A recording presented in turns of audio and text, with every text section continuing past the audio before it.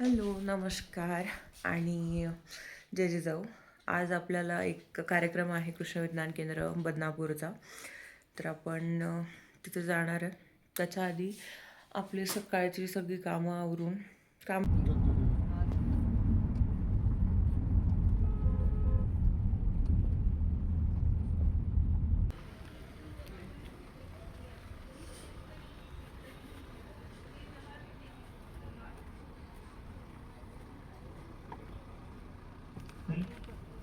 म्हणजे सगळ्यात संपूर्ण देशातील पहिला प्रयोग जो आहे तो ताज्या जांभूळ फळापासून रेड वाईन तयार करणे हे तर जिकरीचं काम असतं ते त्यांनी जे आहे साध्य करून दाखवलेलं आहे ते आपल्यासोबत जोडले गेले आहेत.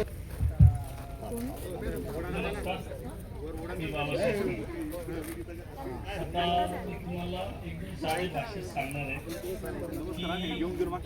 की गाव नसतं महाराष्ट्रात कधी ते ज्ञानेश्वरीचं पारायण होत नाही, कीर्तन प्रवचन होत नाही. परंतु आपण बघत आला असाल, किती मोठा ऋषी मध्यान्नाला तोंडवाशी. 12 वाजले की प्रत्येकाला भूक लागते आणि ती भुकेची गरज भागवणारा ह्या पृथ्वीत असेल तर त्याला बाहेर तोच काढू शकतो. आणि म्हणून मी तुम्हाला सात्विक जमीन त्याची आत्ता राहिलेली नाहीये. बने बिजू म्हणजे बी, प्रत्येकापासून हिरावून घेतलं गेलंय, ते आपल्यापासून हरवलंय. आज बियाच्या बाबतीत शेतकरी अजिबात स्वयंपूर्ण नाही.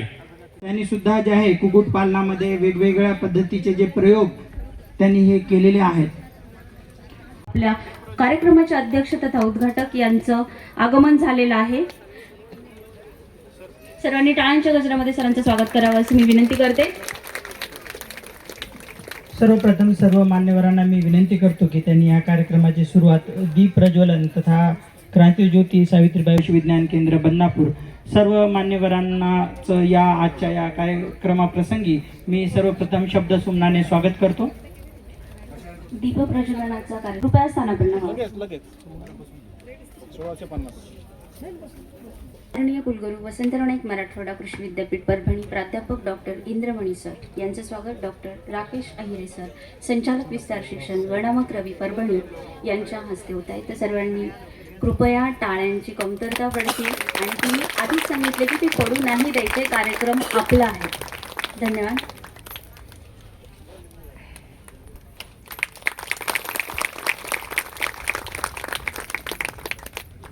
पद्मश्री पुरस्कार प्राप्त माननीय श्रीमती राहीबाई सुमा पोपेरे, ज्यांना बीज माता म्हणून संपूर्ण देश ओळखतो, क्रांतीज्योती सावित्रीबाई फुले यांना ज्या धैर्याने, निष्ठेने, आत्मविश्वासाने स्त्री शिक्षणाचा पाया घातला, त्याच विचारांना प्रत्यक्ष कृतीतून साकार करणाऱ्या या प्रेरणादायी व्यक्तिमत्वांचा आजच्या दिवशी सन्मान करणे ही आपल्यासाठी अभिमानाची बाब आहे.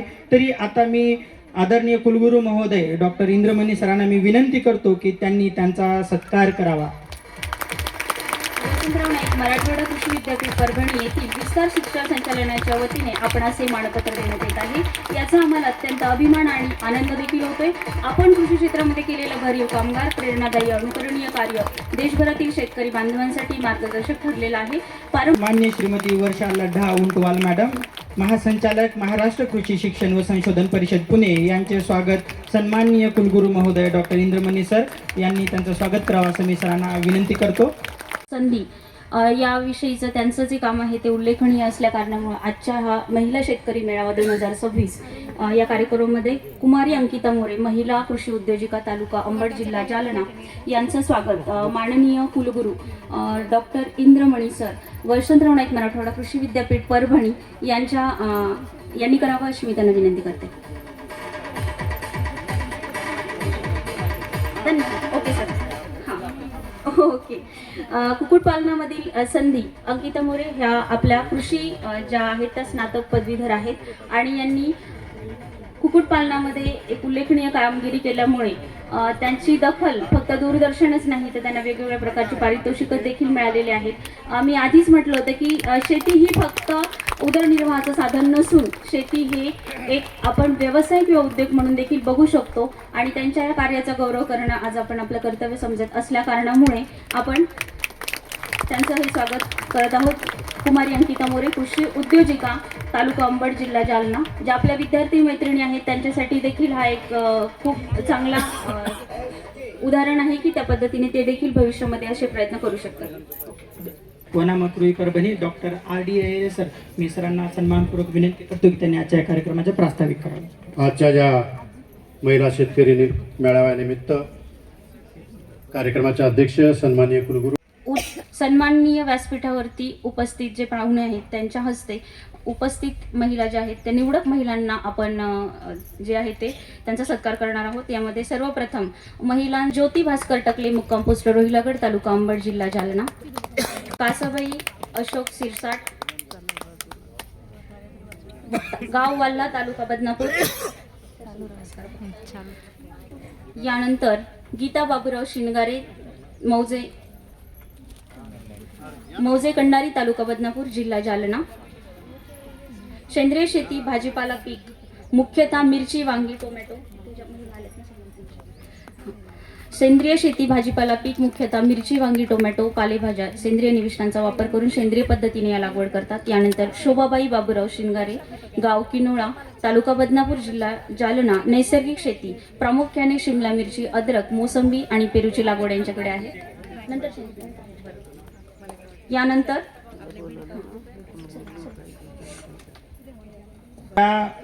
महिला उद्योजिका ज्यांचा आपण सन्मान चिन्ह, प्रशस्ती पत्र देऊन आपण या अगोदर सन्मान केलेला आहे, त्या आदरणीय कुमारी अंकिता मोरे ह्या कृषी उद्योजिका, तालुका अंबड, जिल्हा जालना. ह्या कृषी स्नातक पदवीधर आहेत. याच कृषी विद्यापीठाच्या त्या कृषी कन्या आहेत. आणि अंकिता राजेंद्र मोरे मॅडम ह्या BSc ॲग्री ग्रॅज्युएट आहेत. सोबतच त्यांनी LLB सुद्धा त्यांनी पूर्ण केलेला आहे. भारतातील पहिला रेसिड्यू फ्री व सर्वात लो कॉस्ट पोल्ट्री फार्म आणि खर्च कमी करण्यासाठी स्वतः बनवलेलं फीड फॉर्म्युला जो आहे त्यांनी इथं सर्वप्रथम एक्झॉस्टिव्ह पोल्ट्रीमध्ये त्यांनी यूज केलेला आहे. तर मी मॅडमला विनंती करतो की त्यांनी थोडक्यामध्ये त्यांचं मनोगत व्यक्त करा. Madam please. नमस्कार. सर्वप्रथम व्यासपीठावरती उपस्थित माननीय कुलगुरू इंद्रमणी साहेबांना, पद्मश्री राहीबाई पोपरे, श्रीमती वर्षा लड्डा मॅडम, श्रीमती आश्मा मित्तल मॅडम ज्या उपस्थित असायला हव्या होत्या पण काही कारणास्तव नाही आल्या. कापसे साहेबांनाही माझा नमस्कार आणि आयोजकांचे आभार मला इथे बोलण्याची संधी दिल्याबद्दल. मी अंकिता राजेंद्र मोरे, माझं BSc ॲग्रिकल्चर शिक्षण झालेलं आहे. आता मी LLB करते आहे, म्हणजे लॉ करते आहे सध्या. आणि एकंदरीत सगळी तारेवरची कसरत असायची. जर आपल्याला सगळ्या गोष्टींचं मॅनेजमेंट करायचं आहे, जर आपल्याला पोल्ट्रीमधून खरोखरच प्रॉफिट काढायचं आहे, तर आपल्याला एकंदरीत खर्च कमी करण्याशिवाय दुसरा पर्याय नाही, एवढी एक गोष्ट आमच्या लक्षात आली. त्याच्यासाठी आमचं जेव्हा फायनल इयर असेल त्यावेळेस आम्ही 1 वर्षाचा पोल्ट्रीला मध्ये गॅप दिला होता आणि त्यावेळेस स्वतःचं फीड फॉर्म्युला आम्ही डेव्हलप केला. आता सध्या आम्ही जे पक्षी पाळतो त्या सगळ्या पक्ष्यांना आउटसोर्सिंग कुठल्याही गोष्टीची करत नाही. कंप्लीट फीड आम्ही स्वतः इन हाऊस बनवतो, स्वतःचं खाद्य बनवून पक्ष्यांना फीड करतो. म्हणजे एकंदरीत ही सायकल आपला जो मेंटेनन्स आहे, आपली जी रिकरिंग कॉस्ट आहे, हे सगळं वाढवण्यावरती काम करते. दुधना पोल्ट्रीचं जे शेड आहे सर, तुम्ही जर ते शेड कधी येऊन व्हिजिट करून बघाल, परभणीचे अगदी धुमाळ सर पूर्ण टीम घेऊन आले होते, सर्व सायंटिस्ट व्हिजिट करून गेले. आता आपला जो शेड आहे याच्यामध्ये आपण सिमेंटचा कोबा केलेला नाही, वरती पत्र टाकलेले नाहीत, ताडपत्रीचं शेड आहे, अगदी साधं सिंपल. पहिले आमच्याकडे द्राक्षाची बाग होती 10 एकर. तर द्राक्षाच्या बागेचे इंगल आमच्याकडे पडलेले होते. मग त्याचं काय करायचं, सो आम्ही त्याचं पूर्ण फेन्सिंगसाठी ते इंगलचा वापर केला. पूर्वी काळी द्राक्षाचे वाय मांडव असायचे, ते वाय मांडवाला उलट करून शेडची कैची म्हणून आम्ही त्याला वापरलं, त्याच्यावरती ताडपत्री बांधली. त्याचा खर्च आम्हाला असा शक्यतो काहीच नाही आला. म्हणजे जिथं आम्ही 5,000 पक्ष्यांची सर्वसामान्य पद्धतीने जर पोल्ट्री करायला गेलो असतो तर 30-40 लाख रुपये आरामशीर खाद्य आणि पूर्ण शेडचा खर्च आम्हाला आला असता. तो खर्च आमचा 6 महिन्याचा फीड, लेबर कॉस्ट आणि सगळं मॅनेजमेंट पकडून आम्हाला फक्त 50 लाखाऐवजी 8 लाख आला. 8 लाखामध्ये आमचं उत्पन्न सुरू झालं. एवढा खर्च कमी करून पण आम्हाला त्याच्यामध्ये कुठलेही अँटीबायोटिक्स टाकावे लागत नाही किंवा सप्लिमेंट टाकावे लागत नाही. कारण जे आपलं खाद्य आहे त्या खाद्यामध्ये जशा मॅडम बोलल्या की आपल्याला पण पूर्ण पोषण असणं गरजेचं आहे, कोंबडीलाही गरजेचं आहे. बरेच लोक असे विचारतात की आम्ही गावरान कोंबडी पाळतो, तिला लसीकरण आम्ही करत नाही, तेव्हाच ती गावरान आहे. मग तुम्ही जेव्हा एक साधं लॅब्राडॉग तुमच्या घरात आणता, तुम्ही त्याला रेबीज होऊ नये किंवा आपल्याला त्याच्यापासून रेबीज होऊ नये म्हणून आपण त्याला वॅक्सिन देतो. मग जो जीव तुम्ही कापून तुम्ही कंझ्युम करणार आहे, तुम्ही खाणार आहे, त्याला लसीकरण किती महत्वाचं. ज्या जीवाचे अंडे तुम्ही खाणार आहे त्याचं लसीकरण किती महत्वाचं. मला असं वाटतं की आजपासून आपण आपल्या लेकरांना सुद्धा बिझनेस माइंड देणं गरजेचं आहे. उद्योजक बनवणं आपल्या लेकरांच्या डोक्यामध्ये आज रुजवणं गरजेचं आहे. आपले लेकरं जर का उद्योजक बनण्याचा विचार करतील तर ते मालक बनतील. जर का ते नोकरीसाठी जर का शिक्षण घेत असतील तर त्याचा काही अर्थ नाहीये.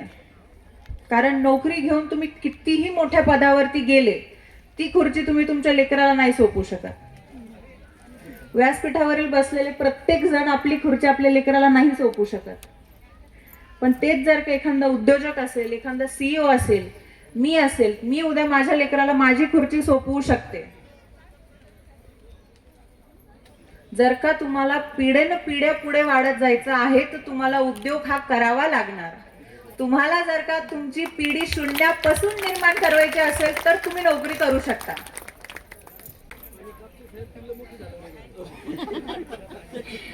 धन्यवाद ताई.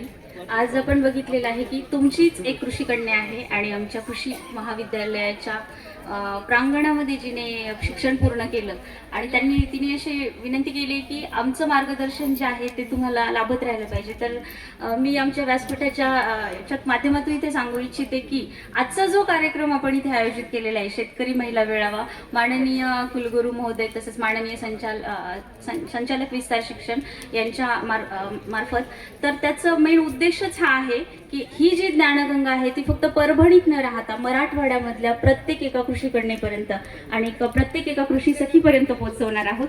तर उपस्थित पद्मश्री माननीय श्रीमती राहीबाई सोमा पोपेरे, राहणार कोंबाणी, तालुका अकोले, जिल्हा अहिल्यानगर यांना मी अशी विनंती करते की आमच्या उपस्थित महिला वर्गांना कृपया त्यांनी मार्गदर्शन करावं. धन्यवाद. आता कागद लिहून ठेवतात, मी माझ्या डोक्यात साठवून ठेवला आणि त्याचा वापर आज मी समाजाला सांगते.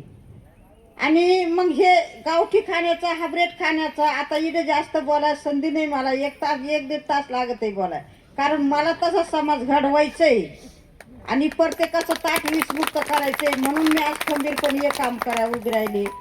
तर मी गावठी खाण्याचा, हायब्रिड खाण्याचा माझ्या स्वतःच्या घरात अनुभव घेतला, स्वतःच्या शेतात घेतला. कारण माझ्या शेतामध्ये जोपर्यंत हायब्रिड बियाणं नव्हतं तोपर्यंत कुठला आजार नव्हतं. माझा प्रवासावरून मी हे काम सुरू केलं. का मी एक गरिबाची मुलगी होते, खूप गरिबाची, आणि ते पै पूर्वीपासून नव्हते. मग आता किती प्रकारचे खत देतोय, किती प्रकारचे फवारे मारतोय. मग त्या आंब्याच्या झाडा खाली लक्षात आलं का ह्या केमिकल खतांमुळं, औषधांमुळं, हायब्रिड खाण्यामुळेच घरात आजार सुरू झाले. मी ठरवलं माझ्या घरातलं बंद करायचं. मला पहिला विरोध घरातून झाला, खूप वाईट बोलले घरातली माणसं. पण मी माझं काम हे करतो. मी त्याला एक शब्द वापरला, आजपासून मी घरात काही बघणार नाही. माझा एक नातू 4 दिवसाच्या आत आजारी पडला. त्याला अकोला, संगमनेर, नाशिक, मुंबईला न्यावा लागला. मुंबईला नेल्यावर 1.5 महिना दवाखान्यात होता, 1.5 लाख रुपये लागले. हा परिणाम माझ्या स्वतःच्या घरात घडला. त्याच्यावर मला पिकाची शेती गाण ठेवावं लागली. तिथून आले, आवताचे बैल विकले, म्हशी विकल्या. मग तिथून पुढं माझं कुटुंब मी सांगेल तसं ऐकायला लागलं. मी सगळं सेंद्रिय बी गोळा केलं. कोणाकडून 1 बी आणलं, का गावठी, कोणाकडून 2 आणलं, काही बी माझ्याकडे होतं. मी सेंद्रिय पद्धतीनं शेणखतावर शेती करू लागले, गांडूळ खतावर करू लागले. माझ्या घरातले आजार हळूहळू कमी झाले. मी हे नातेवाईकांना सांगायचे, बचत गटाला सांगायचे, सगळे लोक मला वेडीस म्हणायचं. आणि मी सरांना विनंती करतो, सर प्लीज.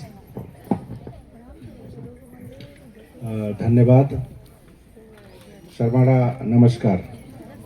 सही बात हमारे जो क्या कहते हैं डॉक्टर आहिरे ने भी अपने भाषण में कहा था कि किसी चीज में बीज कोई लगाता है, फल आते आते कभी कभी बहुत साल लग जाते हैं। आज वो बीज अगर सावित्री कभी कभी ज्यादा ही मिले परफॉर्मेंस वाइज, तो ये सारा एट्रीब्यूट वो सावित्रीबाई फुले जैसी महिलाओं को जाना चाहिए, जिन्होंने वो लग गया, इतने साल लग गए चीज़ों को होने में, लेकिन बीज कभी बोया गया था। इसलिए ये महत्वपूर्ण हो जाता है जो हम महाराष्ट्र में हर साल 3 जनवरी को ये मेला मनाते हैं। तुलजापुर में था, ऐसा मेलावा था, इतनी ज़्यादा संख्या में महिलाएं थी। वो फोटो मैंने दिल्ली भेजा, उन्होंने कहा इतनी महिलाएं हमने इकट्ठा फार्मिंग प्रोग्राम के लिए कभी देखा ही नहीं है। मैंने कहा साहब ये महाराष्ट्र है, यहाँ ऐसे ही होता है, बढ़िया होता है। तो ये समझने की जरूरत है। मैं जो है आज के दिन ये सोचा था कि बीज माताएं आज पूरे महाराष्ट्र के एग्रीकल्चर रिसर्च एजुकेशन को जो रहनुमाई कर रही हैं, वर्षा लड्डा मैडम, उनको रिक्वेस्ट किया, उनको भेजने के और उनका हाँ आने में बिल्कुल ही मिनट भी नहीं लगा था, मिनट भी नहीं लगा था। तो ये चीज़ है कि मैंने मैडम महिला मिलावा है आपका। वो क्या होता है ना कि जब हम आँख के सामने देखते हैं कि इन्होंने ऐसा कर लिया, इन्होंने ऐसा कर लिया, अंकिता ने कर लिया, मैं भी कर सकती हूँ। नहीं तो हम दूर से सुनते रहते हैं। हर किसी को ये लगता है कि अमिताभ बच्चन से मिलते होता मैं भी अमिताभ बच्चन बन सकता। मीटिंग के बाद जो है ना आपका कॉन्फिडेंस बढ़ जाता है और इतना सहयोग मिल रहा है पूरे, क्या कहते हैं, अभी इनके नेतृत्व में जो MCR है वो रिवाइटलाइज्ड पूरा हुआ है। अपने रियल जो कंट्रीब्यूशन है उसमें कार्य कर रहा है। ये अगेन महिला शक्ति की पहचान है, जो कि वो समग्रता को लेकर चलती है, सेक्टोरियल अप्रोच नहीं रहती है। महिला की जो असली पहचान है सेक्टोरियल अप्रोच नहीं रहती है, समग्रता को लेकर चलती है। आपका समय निकालने के लिए ये एक बहुत महत्वपूर्ण विजिट है आपकी। मैंने अंकिता का भाषण सुना, मैं बहुत प्रभावित हुआ, क्योंकि आप भी उसी बात को लेकर कह रही थी। आप मूल में गई थी, आपने कहा आपको उसका साइंस पार्ट भी देखा कि साइंस पार्ट क्या है। दो तीन बातें इनके उससे बहुत ही क्लियर है। अंकिता एक तो नाम ही, आपके माँ बाप को मैं धन्यवाद देता हूँ। Ankita means distinction, Ankita means achiever. Ankita का अपने आप मतलब ही बहुत बड़ा था। अपने नाम का मतलब जानते हैं ना, वही आप कर रहे हैं, ठीक है ना। तो इसके लिए धन्यवाद जाता है आपके माँ बाप को कि उन्होंने यथा नाम तथा गुणा। अब किसी का नाम दुर्जन सिंह रख दोगे तो बहुत मुश्किल हो जाता है उसको सज्जन बनने में, बट नाम होते हैं दुर्जन सिंह। तो यथा नाम तथा गुणा। और बहुत अच्छा आपने जो 2-3 बातें कही, वो सभी लोग आजकल वही बातें कर रहे हैं कि चाहे बिजनेस है, चाहे पोल्ट्री है, चाहे खेती है, चाहे जिसमें, हमारा क्या कोशिश होनी चाहिए कि आपका इनपुट कॉस्ट घटाने की कोशिश होनी चाहिए, जो कि कितना आप बढ़ा पाओगे। क्योंकि सेल और मार्केट हो सकता है आपके हाथ में कई बार नहीं होता madam. Market depends upon market you can not be controlled by one person. एक आदमी, एक ऑर्गेनाइजेशन तो मार्केट को कंट्रोल नहीं कर सकता। लेकिन कर्मण्येवाधिकार रास्ते हैं, मार्केट फल है और सेविंग जो आपके इसमें है वो कर्म है। तो ये मैसेज आपके उसमें था कि भाई किसी भी क्षेत्र में, आज हम जब बीज माता की बात लीजिए कि केमिकल लेस फार्मिंग करो, आपने एक बहुत बड़ी बात कही, वही जो है अभी नेचुरल फार्मिंग में कही जा रही है कि जब तक आप बाह्य सोर्स पर डिपेंड करोगे, उसको खरीदना, उसको लाना, उसको मैनेज करना, स्टोर करना, सबकी कास्ट होती है। तो जितना ही आप अपने आप इनपुट तैयार करोगे, एग्जैक्टली यही बात हमारे गवर्नर साहब कहते हैं। ऑर्गेनिक फार्मिंग और इसमें डिफरेंस कहते हैं कि भाई इसमें फार्म पर ही इनपुट बनाओ, अपने आप कास्ट कम हो जाएगी। ये वर्ष अंतर्राष्ट्रीय महिला किसान वर्ष है। इंक्रीमेंटल बेनिफिट क्या, इंक्रीमेंटल इनकम क्या, इंक्रीमेंटल मुस्कान ला सके हम हैं कि फार्मर के, महिला फार्मर के चेहरे पर कितनी मुस्कान ला सके आप। हर एक को देखना है कि भाई हम कितना मुस्कान ला पा रहे हैं। और मुस्कान का मतलब बहुत बड़ा होता है, वो मात्र लाभ से नहीं है, मात्र इनकम से नहीं है, उसमें हैप्पीनेस से है। उस काम को करने में उसे कितना हैप्पीनेस हो रही है। और उनकी एक बात और मुझे अंकिता की बहुत अच्छी लगी, वो है कि नौकरी में होते होते आप ये सेक्रेटरी, ज्वाइंट सेक्रेटरी, फला सेक्रेटरी, धमाका सेक्रेटरी होते होते मैडम आप फिर एसीएस हो गए, एसीएस हो के बाद सीएस होने में अवकाश। इसमें क्या होता है, पहले दिन सीईओ कर करके बैठ लिया आपने कुर्सी। ये एक जो है ना बड़ी बात है, इसको समझने की बात है। हमारे लिए भारतीय सिस्टम में कहा भी गया था कि उत्तम खेती मध्यम बान, निषिद्ध चाकरी भीख निदान।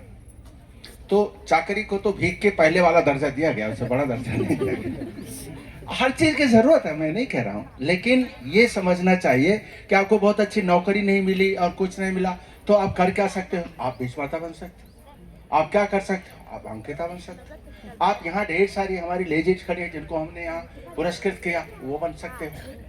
जीवन में सबसे बड़ी चीज ये है कि लिमिटलेस सोचना है। हम क्या गलती करते हैं, हम अपने साथियों को कहते हैं कहाँ तक सोचे हो, तो वहां तक सोचा, मगर उसके आगे सोचो, उसके आगे सोचो। जब तक लिमिटलेस नहीं सोचोगे आप, तब तक आप अनलिमिटेड लोगों को फायदा नहीं पहुंचा सकते। तो लिमिटलेस सोचना, अपने को रिस्ट्रिक्ट करके सोचने की जरूरत नहीं है। ये जो है आप तीनों को बहुत ध्यान से सुना और आज आपको सुनने का दिन है, तो इसीलिए मैंने सुना। उनमें से कुछ चीजें निकाल करके मैंने लोगों को थोड़ा ट्रांसलेट करने की जगह कैरी होम मैसेज क्या है, हर एक की स्पीच से, हर एक की वार्ता से घर ले जाने वाला क्या था, जो अपने थॉट आप सभी लेकर के जाएं। मेरी कामना है कि हम में से जितनी भी महिलाएं हैं, हम सावित्रीबाई फुले के जो संदेश थे उनके कैरियर बने, खुद विकास करें और दूसरों का विकास कराएं। एक अंकिता कैसे 100 अंकिता खड़ी कर सकती है, हर समय ये सोचते रहिए। कैसे और बीज माता बने, ये सोचते रहिए। फिर आज के दिन की आपको शुभकामनाएं देता हूँ। महिला शक्ति, नारी शक्ति को नमन करता हूँ। सावित्रीबाई फुले, ज्योतिबा फुले की स्मृति को नमन करता हूँ और प्रार्थना करता हूँ कि हम ये जो नारी समाज है ये और प्रोग्रेस करे, देश संचालनालय वनामकरवी परभणी आणि कृषी विज्ञान केंद्र बदनापूरच्या वतीने खूप खूप आभार। कार्यक्रमाच्या प्रमुख विशेष अतिथी पद्मश्री माननीय श्रीमती राहीबाई मावशी यांचं खूप खूप स्वागत, धन्यवाद। तसेच माननीय श्रीमती वर्षलता मॅडम, महासंचालक NCR पुणे यांचे सुद्धा विद्यापीठाच्या विस्तार शिक्षण संचालनालय तथा कृषी विज्ञान केंद्र बदनापूर यांच्या वतीने खूप खूप आभार। आणि विद्यापीठाचे सर्व सन्माननीय संचालक महोदय, संचालक शिक्षण, संचालक विस्तार शिक्षण आणि संचालक संशोधन आणि विद्यापीठाचे सन्माननीय कुलसचिव, माननीय नियंत्रक महोदय यांचे आणि विद्यापीठ अभियंता यांचे सुद्धा खूप खूप आभार। तसेच जिल्ह्याचे जिल्हाधीक्षक कृषी अधिकारी कापसे साहेब, आगवान साहेब, उमेदचे चौधरी साहेब, महाबीमचे गायकवाड साहेब, तसेच बायबचे खोसे साहेब यांचे सुद्धा खूप खूप स्वागत आणि आभार। तसेच कृषी महाविद्यालयाचे अधिष्ठाता डॉक्टर दीपक पाटील सर, आपले सहयोगी संशोधन संचालक डॉक्टर पवार सर, मोसंबी संशोधन केंद्राचे प्रमुख डॉक्टर संजय पाटील सर आणि RD रामटेके सर, जे अधिष्ठाता कृषी अभियांत्रिकी महाविद्यालय परभणी आणि विद्यापीठाचे संशोधन संचालक जगताप सर, तसेच मुख्य विस्तार शिक्षणाधिकारी PR देशमुख सर आणि सर्व विद्यापीठातील अधिकारी, कर्मचारी तसेच महिला शेतकरी यांचे या मेळाव्यासाठी उपस्थिती नोंदवल्याबद्दल खूप खूप आभार आणि धन्यवाद। आणि मान्य जरी संपला असेल तरी सर्वांना विनंती आहे की मान्यवरांसोबत आपल्याला एक फोटो घ्यायचा आहे, तर सगळ्यांनी डायरेक्ट समोर उभं राहून घ्यायचे कृपया। आपण सभागृह सोडून स्नेहभोजनाचा आनंद घेणार आहेत। सर्व सावित्रीच्या लेकींना, माझ्या महिला कृषी सखींना, तसंच कृषी कन्यांना आणि त्यांच्यासोबत जे त्यांचे आलेले आहेत त्यांना देखील विनंती आहे की सर्वांनी ग्रुप फोटोमध्ये सहभागी व्हायचं आहे कृपया।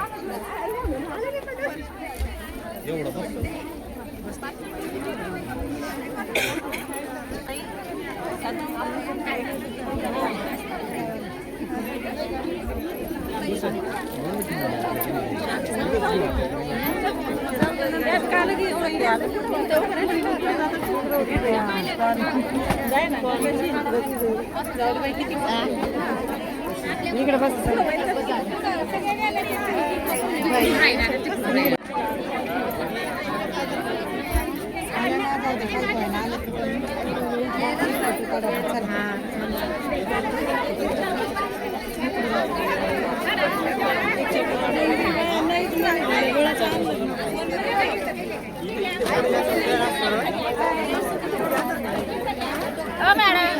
महिलांना विनंती आहे की इथं क्रांतीज्योती सावित्री यांचे जे आहे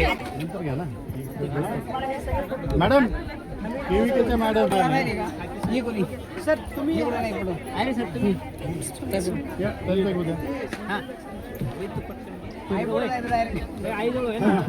मागे घे मागे घे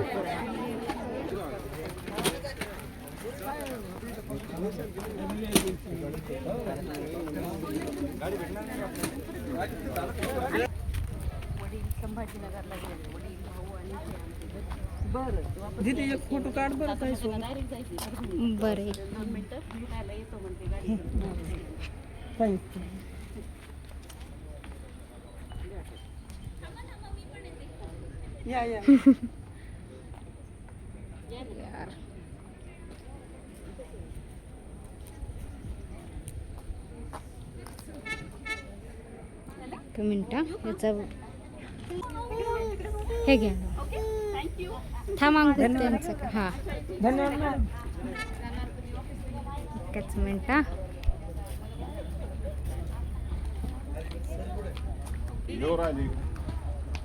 ओके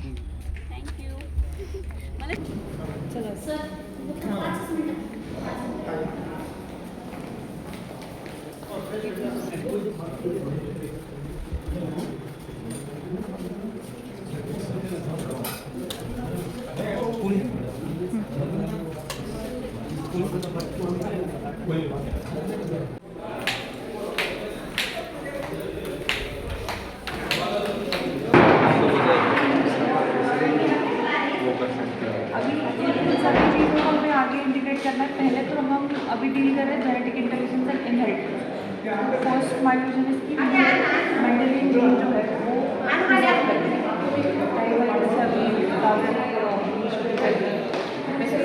मतलब पॉलिजेनिक और मेंटली जीन होते हैं हमें मेंटली जीन को प्रिजर्व करना है जो प्योर गाउटी तो ये भी मुझे मिला है।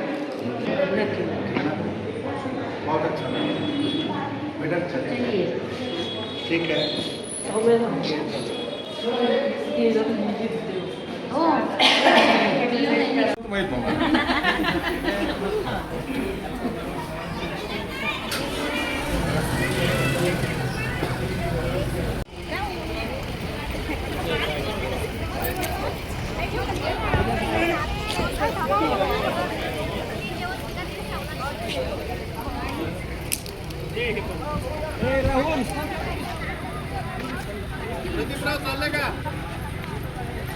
ताई थोडं इकडे सरकता का 2 मिनिट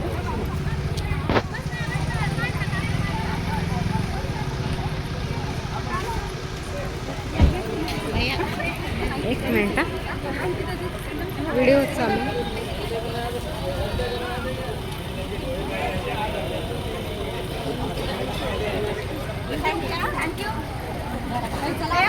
ए लाईटला कोणाला तरी काढायला लावून घ्या इकडे घ्या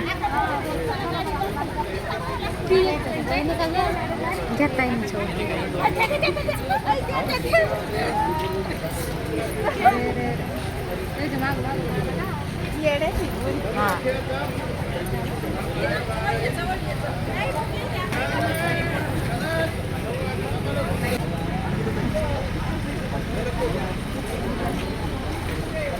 थोडं साईडला येतं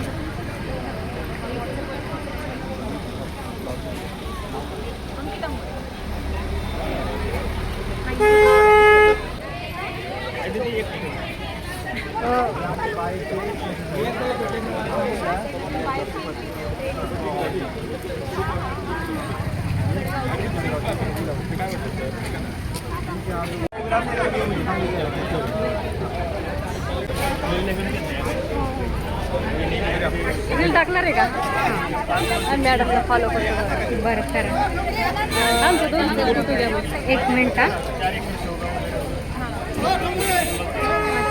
तुमच्या रीलमध्ये टाका मग आम्ही सेव्ह करू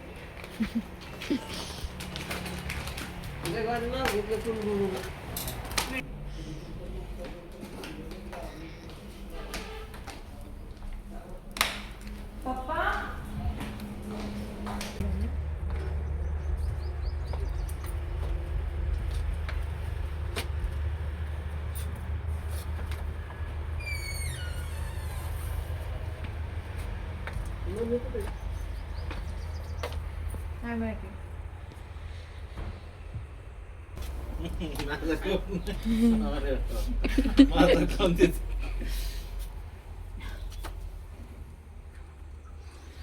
प्रधान नाईक, वसंतराव नाईक, मराठवाडा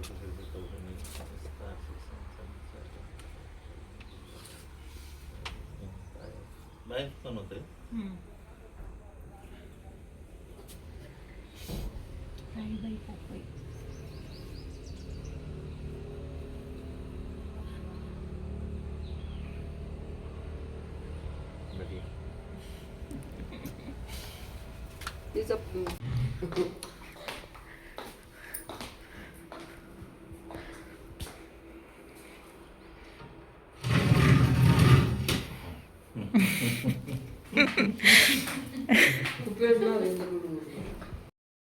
तर कार्यक्रम खूप छान झाला. घरी आले सगळ्यात पहिले जे खरोखर त्या सत्काराचे मानकरी आहेत, तो सत्कार पप्पाला दिला, आईला दिला. आता तिथे झालेलं स्पीचचं रिॲक्शन त्यांचं बघायचं आहे. कुलगुरूंचं स्पीचचं रिॲक्शन मम्मीला दाखवतात. हा अलीकडच मारा ना. हा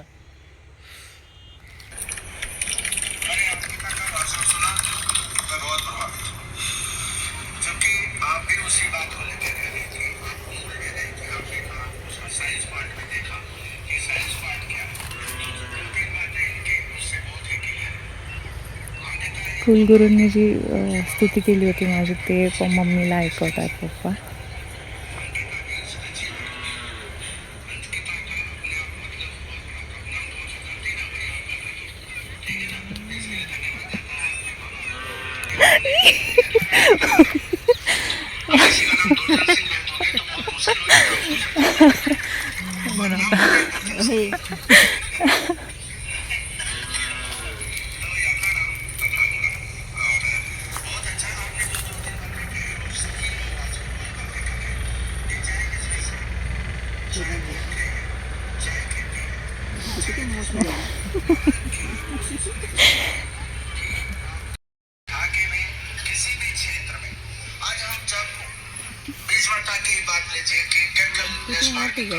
आपने एक बहुत बड़ी बात कही, वही जो है बड़ा सा वुमेन एग्रीकल्चर का एक बड़ी इंस्टीट्यूट है, वो भुवनेश्वर में है. ऑल इंडिया कोऑर्डिनेटेड प्रोजेक्ट है. 21 मिनिटाचं येते पूर्ण भाषण. 21 को बढ़ावा दिया जाए. ये वर्ष अंतर्राष्ट्रीय महिला किसान वर्ष है. मैंने अपने तर आज 3 फेब्रुवारी सावित्रीबाई फुले यांची जयंती निमित्त कार्यक्रम आयोजित केला होता कृषी विज्ञान केंद्र बदनापूरला, जे की बऱ्याच विविध संस्थांनी आयोजित केलेला बायफ होती. अजूनही बऱ्याच संस्था होता आणि त्यामार्फत तो एक सत्कार किंवा कामाची पोचपावती ज्याला आपण म्हणतो ते देण्याचं कार्य त्यांनी केलं. आणि बऱ्याच विविध क्षेत्रामध्ये बऱ्याच ज्यामध्ये महिलांचं सक्षमीकरण ज्याला आपण म्हणतो ते सक्षमीकरणाचं एक पाऊल म्हणून किंवा एक प्रोत्साहन म्हणून असे विविध कार्यक्रम घेतले जातात. आणि त्यातलाच एक कार्यक्रम म्हणजे हा जो घेतला होता आणि कार्यक्रम उत्तम पार पडला. परभणी कृषी विद्यापीठाचे कुलगुरू माननीय इंद्रामणी साहेब पण तिथे उपस्थित होते. आपल्या पद्मश्री राहीबाई पोपरे त्याही उपस्थित होत्या. आणि खरं म्हटलं तर खरंच आनंदास्पद आणि मानाची गोष्ट आहे की अशा व्यक्तिमत्वांच्या हस्ते जर का आपला सत्कार होत असेल किंवा अशा व्यक्तिमत्वाच्या हस्ते जर आपल्या कामाची पोचपावती आपल्याला मिळत असेल तर खरोखर माझ्यासाठी आनंदाची गोष्ट आहे ती. के मार्फत आयोजित कार्यक्रम होता KVK बदनापूर आणि मला खरोखर असं वाटतं की कृषी विज्ञान केंद्र खरपुडी असेल किंवा बदनापूर असेल किंवा परभणी असेल, कुठलंही कृषी विज्ञान केंद्र जे असतं, आता मला जवळचं जे आहे कृषी विज्ञान केंद्र खरपुडी, माझं ग्रॅज्युएशनही तिथून झालं आहे आणि ह्या ग्रॅज्युएशनच्या वर्षामध्ये असो किंवा अगदी सुरुवातीपासून मला सहवास लागत गेला. जेवढेही सायंटिस्ट्स असतील किंवा जेवढे असिस्टंट्स असतील, या सगळ्या असिस्टंट स्टाफ असेल, ह्या सगळ्यांचा सहवास मला अगदी लहानपणापासून लाभत गेला. त्यामुळे मला ते माइंडसेट येणं किंवा वडिलांनी तो माइंडसेट माझ्यामध्ये फीड करणं ही एक मला असं वाटतं की देवाने दिलेली देण आहे माझ्यासाठी. आणि त्यामध्येच मला आणखीन एक वाटतं की प्रत्येक शेतकऱ्याने कृषी विज्ञान केंद्र, त्यांच्या जवळील जे पण कुठलं कृषी विज्ञान केंद्र असेल त्या कृषी विज्ञान केंद्राला, प्रत्येक जिल्ह्याला एक कृषी विज्ञान केंद्र असतं प्रत्येक, आणि त्या कृषी विज्ञान केंद्राला शेतकऱ्यांनी म्हणजे त्यांचा सपोर्ट घेतला पाहिजे. कारण कृषी विज्ञान केंद्र हे शेतकऱ्यांसाठीच आहे. आणि माझ्या मते म्हणजे ॲज पर माय नॉलेज मला तरी नाही आठवत किंवा मी तरी नाही कुठे ऐकलं आहे की एखाद्या कृषी विज्ञान केंद्राअंतर्गत असलेला जो शेतकरी आहे त्याने आत्महत्या केली आहे. कृषी विज्ञान केंद्राअंतर्गत असलेला शेतकरी कधीही आत्महत्या करू शकत नाही, कारण त्याच्याकडे एक गायडन्स देणारा व्यक्ती आहे, मार्गदर्शक आहे, जो की एज्युकेटेड आहे, ज्याला माहिती आहे की आपण ह्या फील्डमध्ये काय केलं पाहिजे. जसा दिवस जातो त्या हिशोबाने गोष्टी येतात मनामध्ये. आणि आज सगळ्यात म्हणजे एक वेगळीच भावना मनामध्ये आहे. सगळ्यात त्याचं मागचं कारण म्हणजे की मम्मी आणि पप्पांच्या किंवा आजोबांच्या, आजीच्या, भैयाच्या सगळ्यांच्या चेहऱ्यावरचं जे हसू आहे, जे स्माईल आहे, तसंच कुलगुरू साहेबांनी त्यांच्या भाषणामध्येही सांगितलं की ती जी वो एक मुस्कान होती है ना, वो बहुत महंगी होती है. मॅटर करतं ते की तुम्ही ती जी स्माईल आहे, तुम्ही ती स्माईल देऊ शकताय का. जर तुम्ही ती स्माईल कमवू शकत असाल, तुम्ही ती स्माईल देऊ शकत असाल तर तुम्ही सक्सेसफुल आहात. ही खूप त्यांच्या पद्धतीमध्ये, त्यांच्या भाषेमध्ये त्यांनी समजवलं आणि ते मला तिथे समजलंही. पण त्याचा खरा अर्थ मला घरी येऊन कळाला जेव्हा मी ती स्माईल घरच्यांची बघितली. त्यावेळेस आईच्या डोळ्यामध्ये त्या स्माईलसोबत पाणी पण होतं. म्हणून थोडंसं इमोशनल मोमेंट होता तो, पण ठीक आहे. तसाच आजचा व्हिडिओ खूप छान झाला आहे. माझे याच्या आधीचे 2-3 ब्लॉग्स आहेत ते मी एडिटिंगमध्ये घेते आहे, पण आता हा जो व्हिडिओ आहे हा मला असं वाटलं की हा इन्स्टंटली जेव्हाची तेव्हा पोस्ट झाला पाहिजे ते. सो मी आधी हा एडिट करायला घेते आहे. याच्या आधीचे जे 3 व्हिडिओज आहेत ते मी लवकरच एडिट करून पोस्ट करते. आणि चालेल, भेटूयात नेक्स्ट ब्लॉगमध्ये. बाय.